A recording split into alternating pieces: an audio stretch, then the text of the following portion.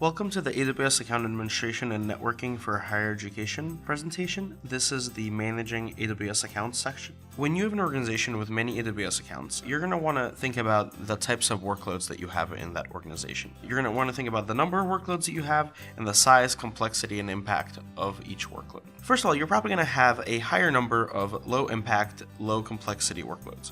And these are going to be mostly individual student, faculty, and staff accounts, development accounts, and small workloads such as projects for individual websites. Then you're also going to have a smaller number of higher impact, higher complexity workloads. And for these workloads, you want to focus on compliance, governance, monitoring. These workloads are probably going to be owned by either central IT or departmental IT. And these workloads are going to have more requirements for connectivity. So they're probably going to have to be connected to the campus network, either through VPN or Direct Connect. And you're going to have to probably extend your network services such as Active Directory, LDAP, patch management, so on and so forth, in order to accommodate these workloads in AWS. Let's talk about accountability. So for high impact workloads, since they're going to be more governed and regulated, you want to make sure that you're comfortable with the security and compliance features of the AWS platform. And you want to make sure that you know how to implement your controls using all these features. However, for low-impact workloads, it helps to be comfortable issuing minimally encumbered AWS accounts. If you don't do this, end users doing low-risk work end up going rogue, and this deprives your institution the visibility and the ability to share best practices and identify risks. So it's better to just, for low-impact workloads, let folks do kind of whatever they need to do to their jobs to accomplish the success of their workloads in those AWS accounts. So you want to apply the appropriate governance, again, based on impact. Higher impact accounts are more likely to be managed by central or departmental IT groups, and they're going to have more security groups. Low impact accounts, they should still have basic security controls, but they should really be issued freely to end users for test, development, and low impact research or production workloads. So just to illustrate here, this is kind of the breakdown of what we consider high impact, low impact workloads for security and operations.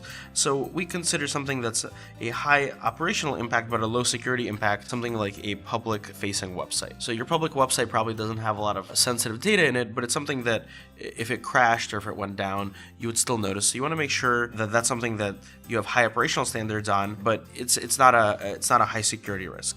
Also, public-facing web applications without any kind of on-campus dependencies, since they don't have to reach back into your on-campus systems, again, you want to make sure that they stay up, but they're going to not have a high security impact. For low operational impact and low security impact, we consider things like low-traffic websites and applications, research doing public data, or dev and test workloads. So these should really be unencumbered AWS accounts. Then we've got high operational impact and high security impacts, and so these are things with student data, things such as student information systems, electronic health records, payment processing. So these are systems where you're going to definitely want to have highly regulated, highly compliant, highly governed AWS accounts. Then you're going to have some workloads that are low operational impact but a high security impact. So these are things such as research using personal health information or protected data, and also low traffic administrative applications which have access to student data. So let's talk about some factors to consider for account ownership. We're basically going to break this up into two groups. We're going to have IT managed accounts and end user managed accounts. So for IT managed accounts, this is where the owner of the AWS account is IT or a research enablement group with dedicated sysadmin resources. An example of this should be workloads where you have HIPAA or PHI data, and oftentimes we see customers having multiple HIPAA PHI workloads on one AWS account to share the account cost of dedicated tenancy on AWS. So this is a very good candidate for having an IT managed account. Also, any account that needs a campus addressable IP address space or AD LDAP connectivity back on campus, and any accounts that have security requirements that need to be enforced at the actual instance level, not just at the AWS account level. So for things such as operating system patching and intrusion detection. In terms of end user accounts or end user managed accounts, those are accounts where the requester is a department, group lab, faculty member, etc. with their own sysadmin resources, or where users can self-manage the accounts. These are also typically accounts that have no or limited needs for campus resources, such as private IP addresses, directory services, so on and so forth. And in these accounts, security requirements can be enforced at the AWS platform level. So things such as firewall rules, EBS, S3 encryption, IAM roles, and so on. Let's think about when to create new AWS accounts. You should treat AWS accounts as both an impact and a responsibility boundary. So what that means is if worst case scenario, an account gets compromised, the impact of that account is typically only extended to that specific account because each AWS account has a unique IAM database. And in terms of responsibility, you should really only have one group that's responsible for any single AWS account, and you shouldn't break that up. You shouldn't have an AWS account you have multiple groups responsible for. So high impact workloads should not be hosted in the same account as test and development.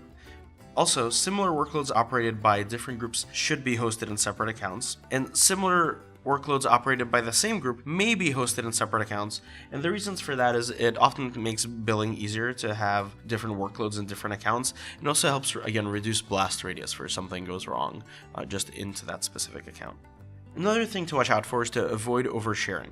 So you don't want to try to use IAM to let unrelated groups share accounts. The reason for this is it requires a high level of manual IAM administration, which is probably not the best use of anyone's time, and the blast radius is larger than any individual group's responsibility. So you could do something wrong with an IAM policy and it will break things for multiple groups. Alternatively, you could also have a central or department IT group manage the shared production account. That's something we've definitely seen with our university customers as well. In terms of onboarding AWS users, so a single team on campus should own creation and setup of AWS accounts. This team should set up the consolidated billing or AWS organizations structure in your organization. A team should also set up the identity provider integration. It should configure each account for governance and security. It should create and maintain all the automation required for onboarding of new workloads and accounts. And most importantly, this team should hold and secure the root credentials for each account and all the MFA tokens related with that. The team should develop a questionnaire for customers to identify their needs. This is often done as a template in the IT team's service catalog or ticketing system. So, as an example for the questionnaire, as we can see on the slide, you probably want to get things down like account owner, financial owner of the account, the cost center that the account should be billed to, the anticipated monthly spend, and the purpose of the actual account. So let's talk about some considerations for services that you should have configured for new accounts. So first of all, for all accounts, these are really essential security services and services that give you visibility into your AWS accounts that you should have on everywhere. So these include CloudTrail, with the logs being sent to a central account. So CloudTrail is our auditing service, so it basically gives you logs into what AWS API calls are used across your AWS accounts, so you definitely want that turned on everywhere. Consolidated billing and chargeback, so whether you're doing consolidated billing through the classic consolidated billing system or through AWS organizations, you want to make sure that's on, and you want to set up a chargeback through that as well, so you can charge different departments for their specific workloads. You want to think about your identity provider, so whether that's something like Shibboleth, ADFS, etc., and you want to configure single sign-on and federated identity with IAM through your identity provider. And you want to think about basic IAM roles that each account should have. So things like administrator, power user, read-only. So these roles will allow you to assume access from a central account through your identity provider into each other AWS account without having to have a lot of IAM users and groups and a lot of custom configuration. They can get confusing after a while. In terms of high impact accounts, you want to set up the following services. So first of all, AWS config and config rules. You want to send the config snapshots to a central account, and you want to use the rules to monitor compliance with security policies. So what AWS config does is it, over a period of time, gives you a log of, for example, you had these instances running with this instance ID attached to this ELB, so on and so forth. And so you can get a snapshot of what your AWS account looked like at any given period of time. And config rules allow you to evaluate your account and take remediation steps if one of these rules, if you're not compliant with one of these rules. So you definitely want to have that enabled. So for example, you could have a config rule that checks if CloudTrail is on or not. You want to think about additional service logs as well. So things like S3 access logs to see who's accessed your objects in S3, VPC flow logs to examine network traffic in your VPC, Elastic Load Balancer access logs to see who's accessed your applications that are sitting behind the load balancer, and CloudFront access logs to see what your traffic is like behind your CDN. You also want to think about partner tools, which enhance logging and monitoring and alerting, things such as Splunk, Sumo Logic, Alert Logic, Evident.io, etc. And you want to start thinking about slightly finer grained IAM roles. So Instead of having a broad role like an administrator, you want to break that down into things like network administrator, security administrator, billing administrator, so on. That's more fine-grained and more set up on a least privilege principle. Then you want to consider, do I need to use AWS organizations or do I want to have a standalone account? So in the vast majority of situations, you definitely want to have AWS organizations enabled. You'll want to keep as many accounts as possible in the organization. Organizations give you several advantages. It allows you to logically group your AWS accounts for management convenience. It allows you to automatically create new AWS accounts and allows you to apply organizational control policies across all of your accounts as well, or a certain subset of your accounts. It also allows you to simplify billing, so it does consolidated billing, and it qualifies all of the accounts in the organization for volume discounts. There are only a few reasons why you'd want to have a standalone AWS account, and those reasons are if you have AWS research or education grants that you only want to apply to a certain account, if you have any other types of AWS credits that you don't want to flow back up to the top level account, if you have an account that may leave institutional control or transfer to another institution at some point, and if you need for any other kind of reason to have a standalone payer account that pays for that specific account. So most customers are going to have probably a mix of several organizations and standalone accounts. And so having multiple AWS accounts, it's actually a recommended AWS best practice. Again, just to recap, you don't want to mix production resources and non-production resources in the same AWS account. You definitely don't want to try to fit everything in one AWS account. So let's talk about programmatic creation of new AWS accounts using AWS organizations. New AWS accounts under your organization can only be created from the master account that's on top of your organization. As part of the account creation process, you can configure the email address, the account name of the account. You also can put in an IAM role. This is optional.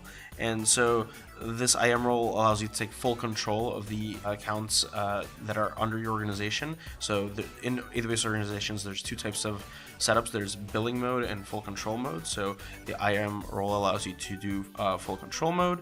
And you can also provide IAM user access to billing so that you get access to the actual billing in the account. When you create a new AWS account, it's going to automatically be part of your organization. And one important thing to note here is if you create a new AWS account as part of your organization, it can't be removed from that organization. You can close the account, but you can't remove it from the organization. So here's an example of how you can make a new AWS account in your organization through our command line interface. Another feature of AWS organizations is that you can logically group your AWS accounts in an organization. You can group those accounts into organizational units or OUs for management convenience.